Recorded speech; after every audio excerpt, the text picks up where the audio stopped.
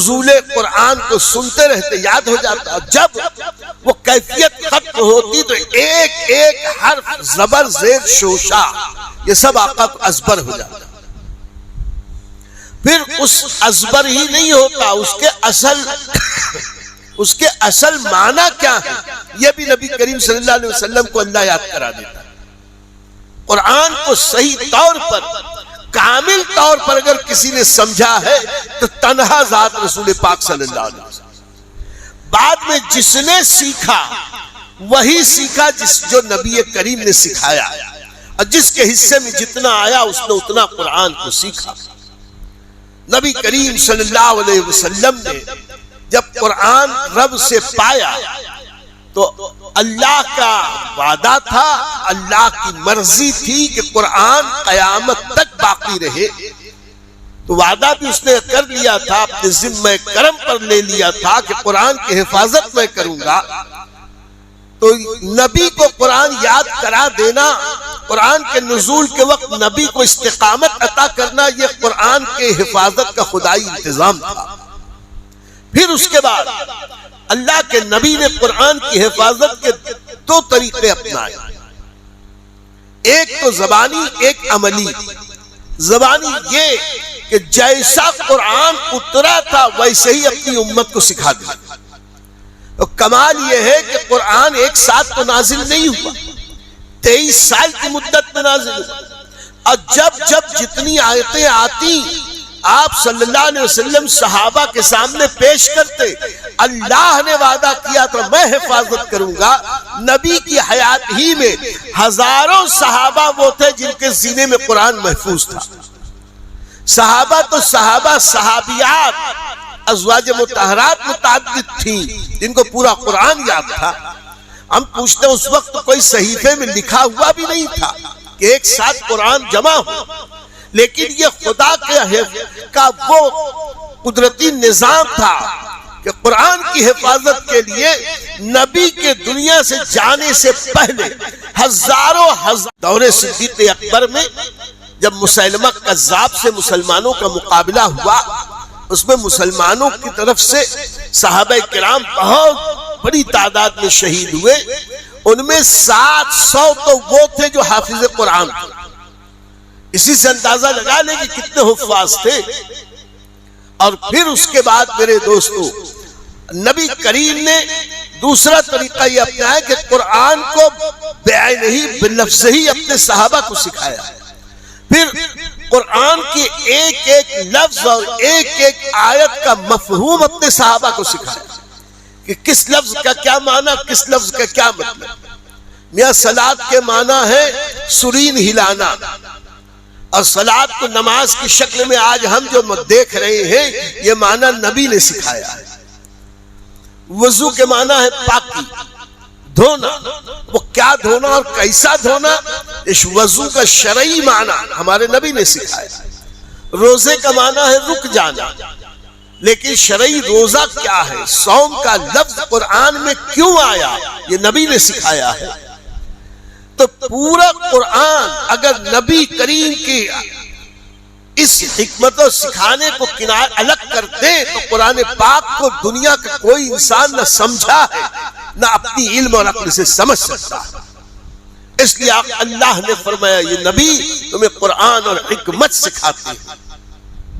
اب اللہ تعالی نے قرآن کی حفاظت کے وہ انتظام کیے کہ قرآن کو نماز میں پڑھنا فرض قرار دے دیا. لیکن ظاہر سی بات ہے ہر مسلمان قرآن یاد تو نہیں کر سکتا. اس کے لیے اللہ رب العزت نے رمضان کا مہینہ عطا کر دیا کہ رمضان کے مہینے میں تراویح کی مدد سے، تراویح کے ذریعے وہ لوگ جو حافظ نہیں ہیں کم از کم تراویح کی وساطت سے، تراویح کے وسیلے سے نماز میں پورا قرآن سن تو لے.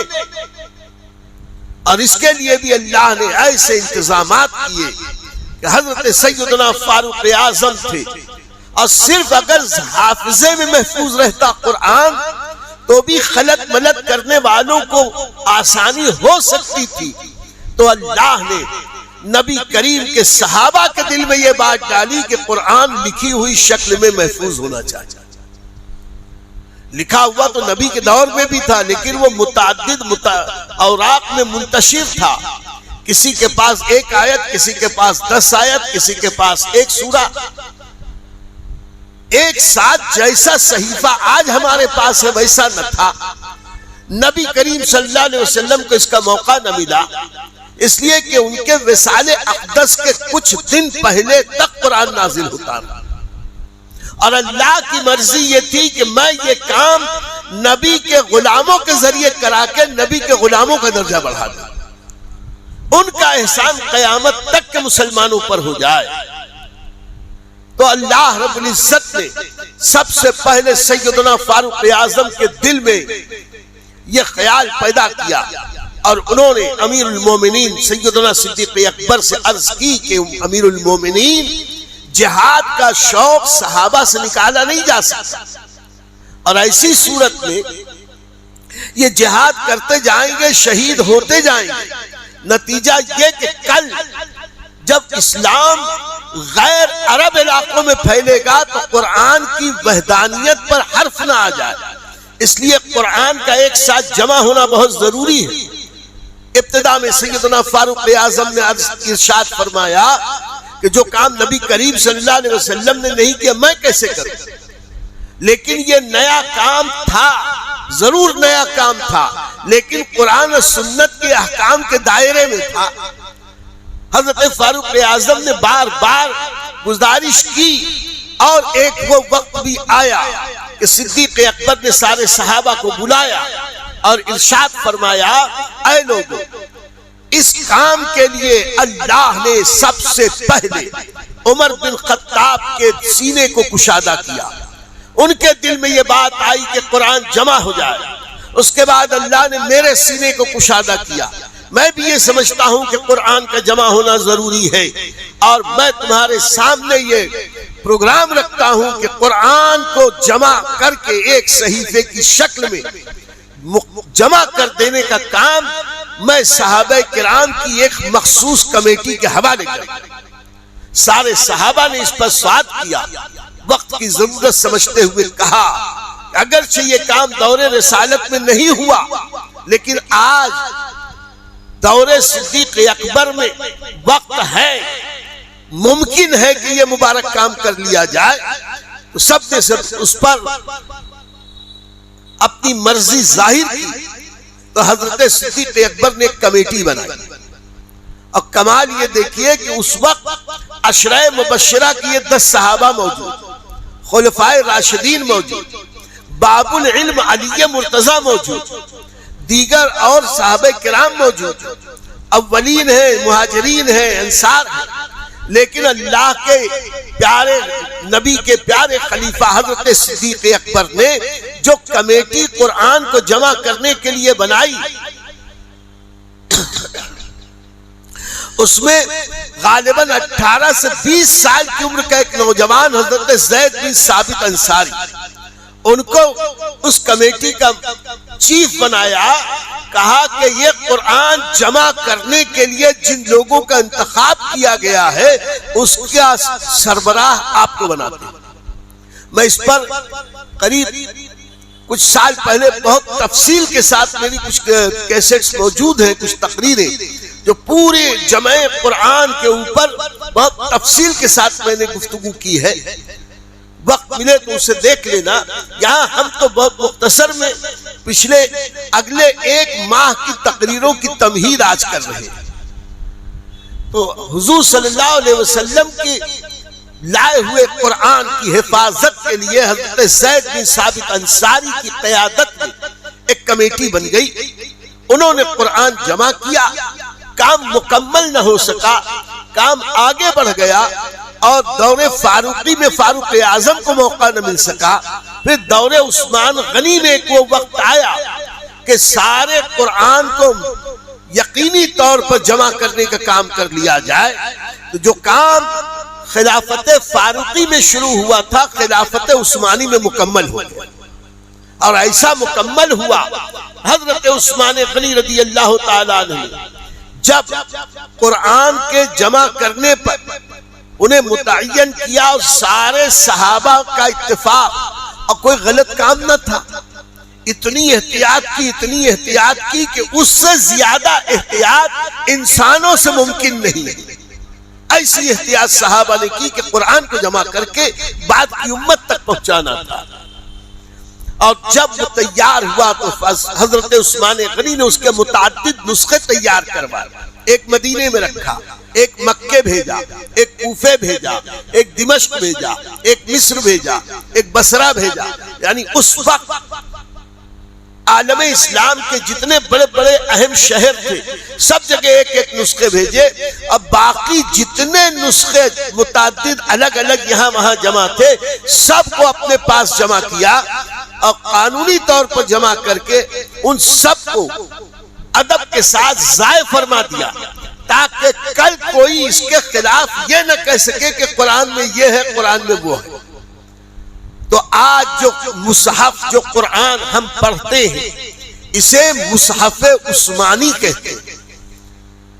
تو آج ہمارے پاس جو قرآن ہے یہ سب حضرات صحابہ کا صدقہ ہے، ان کا وسیلہ۔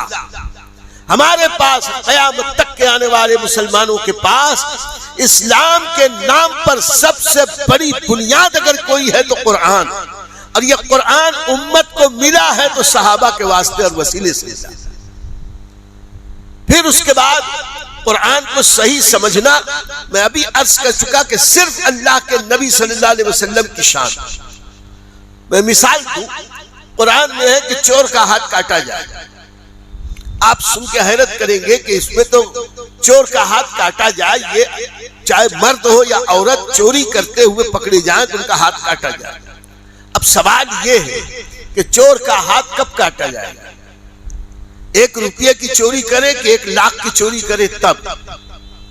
کیا 10 روپیہ چوری کرنا 10 کروڑ کی چوری کرنا برابر؟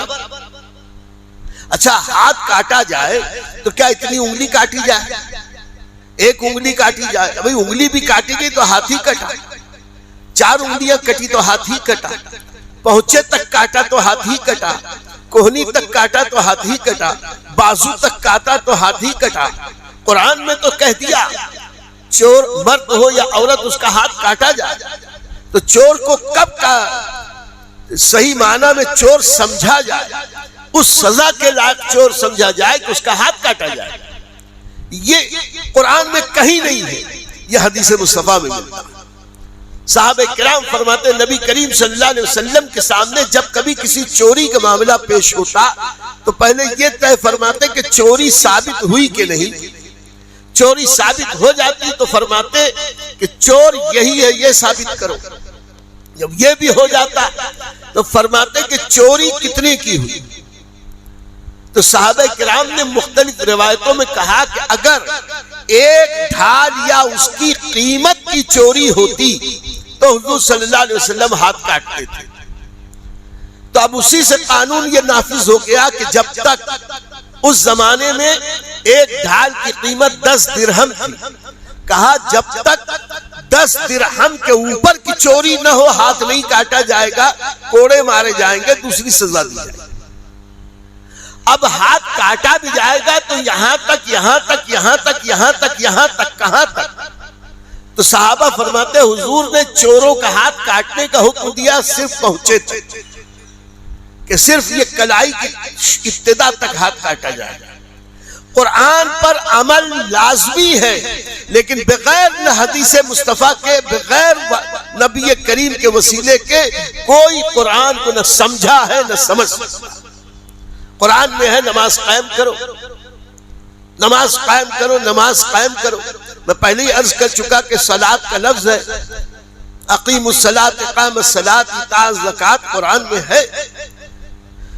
صلاۃ کے معنی تو سروئی ہلانا ہے، لیکن اب نماز کا کیسے قائم کریں؟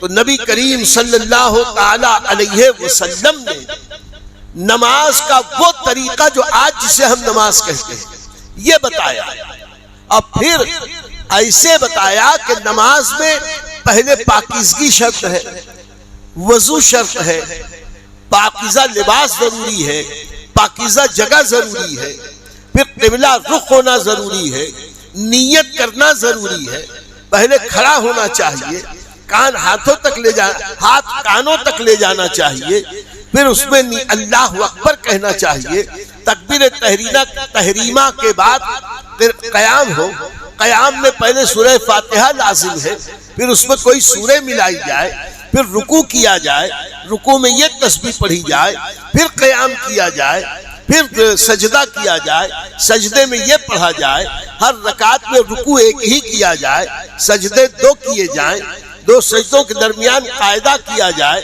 پھر اوپر اٹھا جائے، پھر دوسری رکعت، تیسری، چوتھی رکعت۔ تو نماز کی یہ سارے ارکان کس نے سکھائے؟ کوئی قرآن سے ثابت کر کے بتائے؟ صرف قرآن سے ثابت کرنا ہو تو ناممکن۔ ایسے ہی کب نماز پڑھی جائے، کب نہ پڑھی جائے، کون سے اوقات میں پڑھنا جائز، کن اوقات میں ناجائز، یہ کون سکھایا؟ کس نے سکھایا؟ تنہا نبی کریم صلی اللہ علیہ وسلم۔ پھر کس وقت کتنی رکعت پڑھی جائے، کس نے بتایا؟ نبی کریم صلی اللہ علیہ وسلم۔ اگر احادیث مصطفیٰ کو نکال دیا جائے تو قرآن پر عمل انسان کر ہی نہیں سکتا۔ اس لیے اسلام کی بنیاد اگر ایک طرف قرآن ہے تو دوسری طرف حدیث مصطفیٰ صلی اللہ علیہ وسلم۔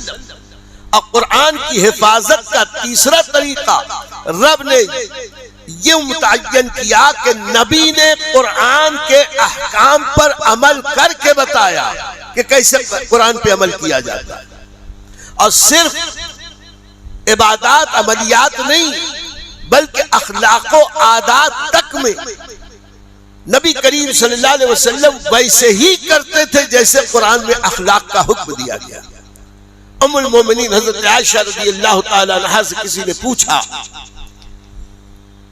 کہ ام المومنین نبی کریم صلی اللہ علیہ وسلم کے اخلاق و عادات کیسے تھے؟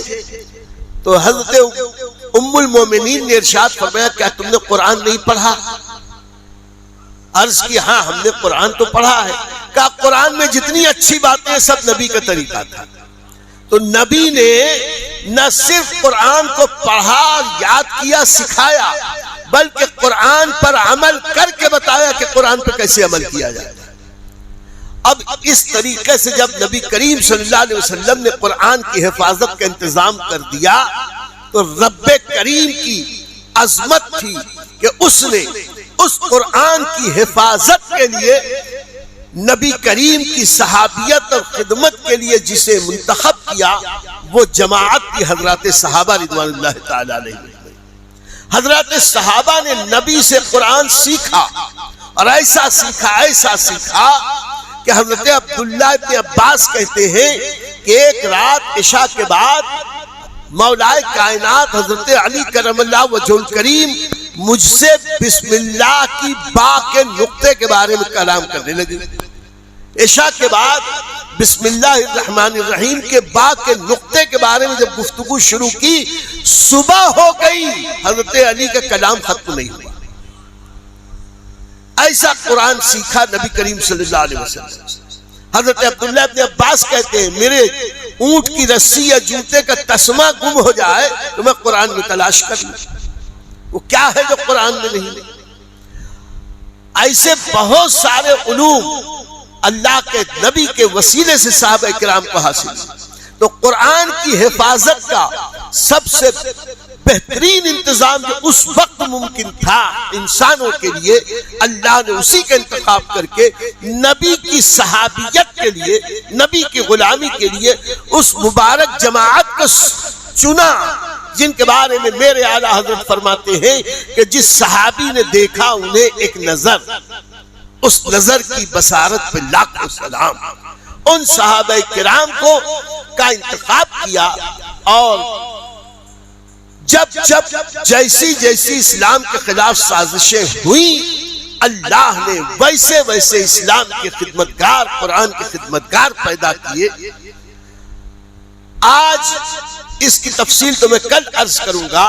آج ایک نیا فتنہ پچھلے کئی سال سے چل رہا ہے کہ اہل بیت کی محبت کا دعویٰ کر کے بعض لوگ سارے صحابہ کرام کے خلاف بکواس کر رہے ہیں۔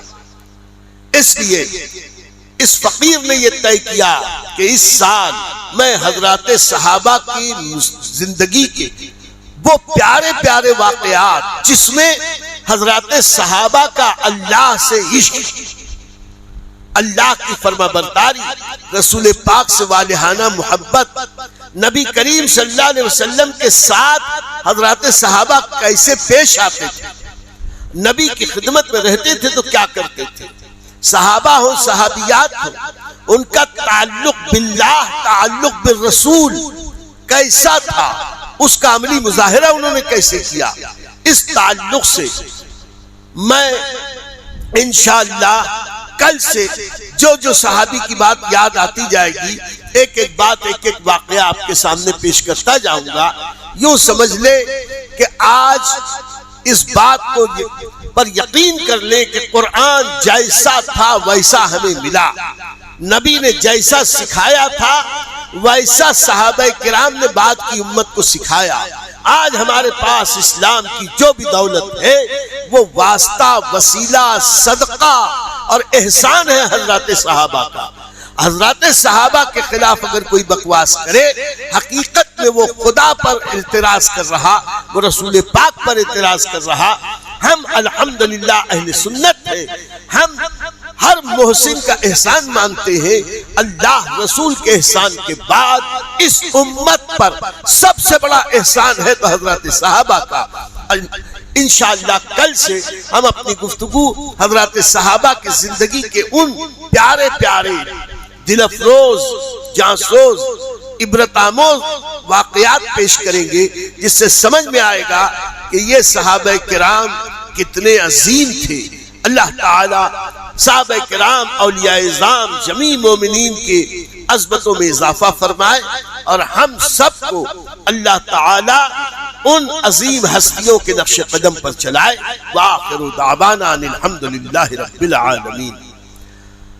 اللہم صلی وسلم وبارک علی سیدنا و مولانا محمد طب القلوب ودوائها وعافیت الابدان وشفائها ونور الابصار وضیائها وآلہ وصحبہ دائما ابدا۔ اللہم ربنا آتنا فی الدنیا حسنة وفی الآخرة حسنة وقنا عذاب النار۔ اللہم اہدنا الصراط المستقیم، اللہم اہدنا الصراط المستقیم، اللہم اہدنا الصراط المستقیم۔ وصلی اللہ تعالی علی خیر خلقی و نور عرشہ سیدنا و مولانا محمد وآلہ واصحابہ اجمعین برحمتک یا ارحم الراحمین۔ علامہ وقار احمد عزیزی دامت اللہ کے خوبصورت بیانوں کا سلسلہ مقدس ہستیوں اور یادگار واقعات کے ساتھ یوٹیوب چینل پیر علامہ وقار احمد عزیزی آفیشیل پیج پر دیکھنا نہ بھولے۔ یاد رہے یہ تمام نشریات صرف آپ کے لیے کی جاتی ہے، ہاں آپ کو لائک بھی کرنا ہے، شیئر بھی کرنا ہے، اور ابھی تک کہ آپ نے چینل کو سبسکرائب نہیں کیا تو یاد رکھیں سبسکرائب ضرور کریں۔